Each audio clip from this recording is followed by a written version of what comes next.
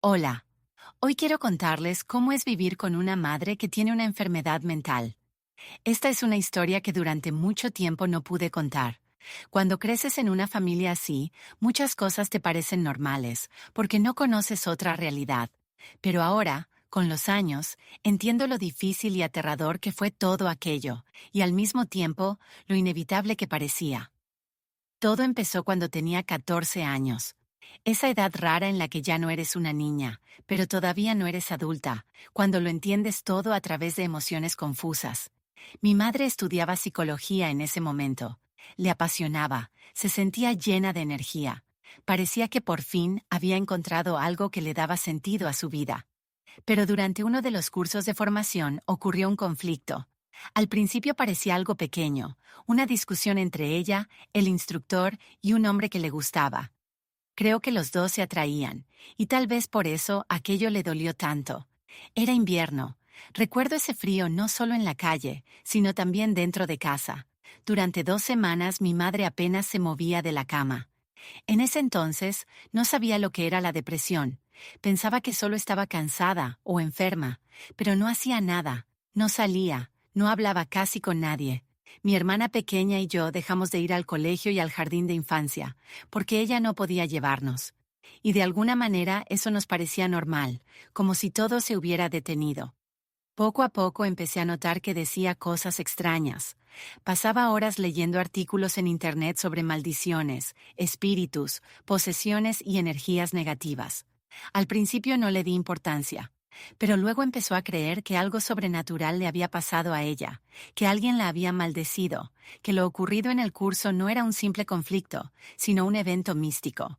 Yo no sabía que esos pensamientos podían ser síntomas de una enfermedad, solo escuchaba, sin entender. Después el péndulo se movió hacia el otro extremo. De pronto mi madre revivió, pero no era una energía sana, sino una especie de euforia caótica. Dormía muy poco, pasaba las noches caminando por la casa, escribiendo cosas, leyendo, viendo videos. Casi no comía, hablaba rápido, agitada, y en sus ojos apareció ese brillo febril que con el tiempo aprendí a temer. Durante esa etapa empezó a tener ideas obsesivas. Creía que mi hermana pequeña era una especie de mensajera, casi una profeta, que transmitía órdenes o instrucciones que debíamos seguir. Y se lo tomaba en serio. Si mi hermana decía jugando, "Hoy comemos pasta", mi madre lo veía como una señal. Y así, comíamos pasta, porque ella lo había dicho. Recuerdo una noche en particular. Yo tenía fiebre, temblaba. Mi madre decidió que algún espíritu maligno había entrado en mí, que no era una enfermedad. Tomó unos huevos del refrigerador y los pasó por mi cuerpo. Más tarde supe que era un antiguo ritual para absorber la energía negativa. Yo estaba asustada, confundida, pero no enojada. Sentía miedo y compasión por ella. Hubo una época en que creía que debíamos lavarnos constantemente.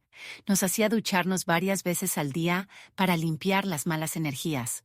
Yo pensaba que era otra de sus fases, algo temporal, pero ahora entiendo que era parte de su manía y que en su mente todo tenía una lógica, aunque desde fuera pareciera locura. Una noche decidió que debíamos ir a un monasterio. Era invierno, las 4 de la mañana, oscuro, helado. Mi hermana y yo medio dormidas, con abrigo sobre el pijama, mientras ella conducía convencida de que allí nos esperarían. Por supuesto, el monasterio estaba cerrado. Nos quedamos frente a las puertas, y ella lloraba y rezaba. En ese tiempo yo ya empezaba a sospechar que algo estaba mal, pero no podía aceptar que mi madre estaba enferma mentalmente. Pensaba que solo era una mala racha.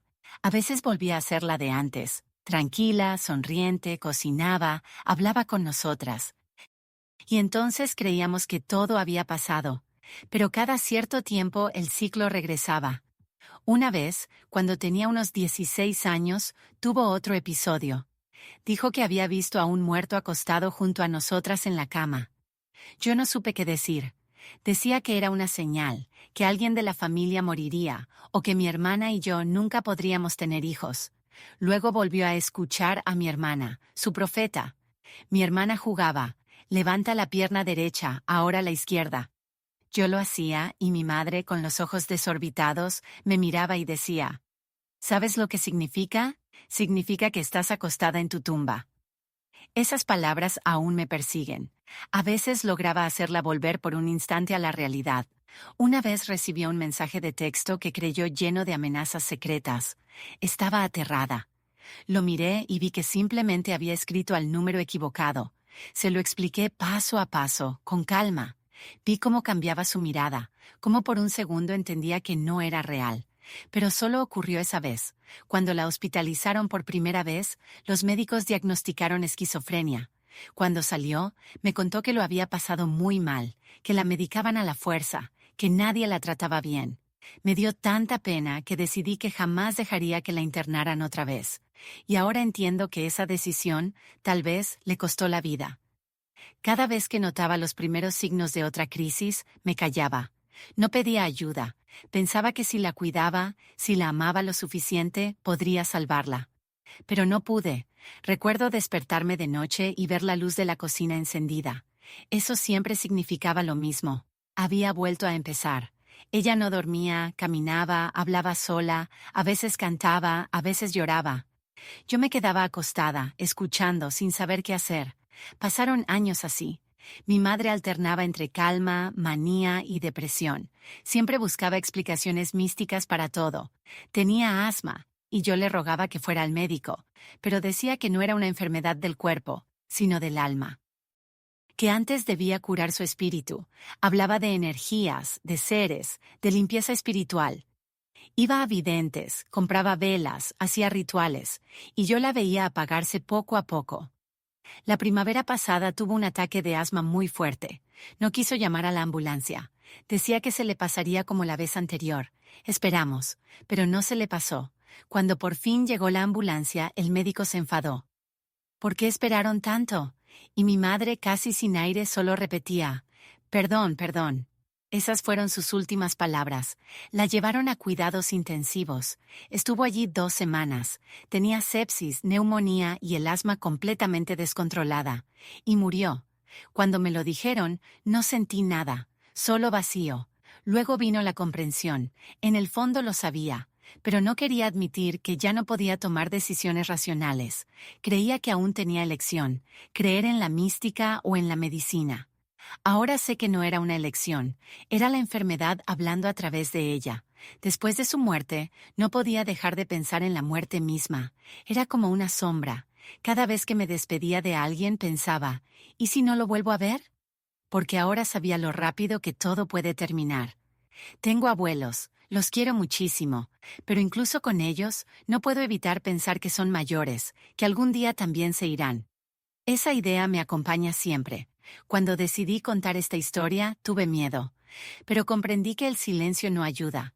Cuanto más hablamos del dolor, más ligero se vuelve. Al principio, cuando empecé a hablar de mi madre, sentía que la traicionaba, que exponía su sufrimiento. Pero con el tiempo entendí que no era traición, era aceptación, una forma de hacer las paces con el pasado. A veces pienso qué habría pasado si hubiera llamado a los médicos antes, si hubiera insistido en el tratamiento. Tal vez estaría viva, o tal vez no. Pero sé que entonces no podía hacer más. Era solo una adolescente intentando sobrellevar algo que ni los adultos pueden manejar. Quiero decirles a quienes estén en una situación parecida, no tengan miedo de pedir ayuda. No esperen que las cosas se arreglen solas. Cuando vives con alguien que tiene una enfermedad mental, crees que debes hacerlo todo sola, que nadie entenderá. Pero no es así. Siempre hay gente que puede ayudar. Médicos, psiquiatras, adultos que saben qué hacer. Si eres un niño o adolescente y notas que algo raro pasa en casa, si un adulto se comporta de forma extraña, habla. Busca ayuda. No es traición, es cuidarte a ti y a la persona que amas. Durante mucho tiempo me culpé por no haber podido salvar a mi madre, pero ahora sé que no fue mi culpa. No estaba en mis manos. Mi única tarea era sobrevivir, proteger a mi hermana, seguir adelante. Y lo hice. Sí, es injusto. Un adolescente no debería tener que cargar con la responsabilidad de un padre enfermo. Pero la vida no siempre es justa. A veces solo queda aceptar y continuar.